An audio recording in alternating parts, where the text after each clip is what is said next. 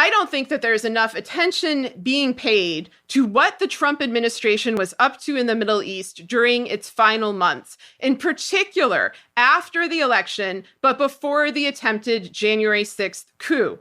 During that time, both Kushner and Secretary of State Mike Pompeo, a rapture fiend, both made multiple visits to the region, and what we worried about at the time was going to be an attempt at a war with Iran.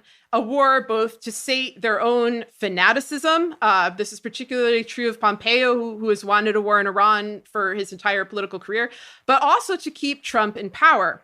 This did not happen, thankfully. But it does raise the question of, well, what were they doing there? Why was Pompeo meeting with Mossad? Why was Jared meeting with all of these different Arab countries? I mean, he says it's under the guise of seeking peace, but that is not accurate. Notably, there were other visits in this time.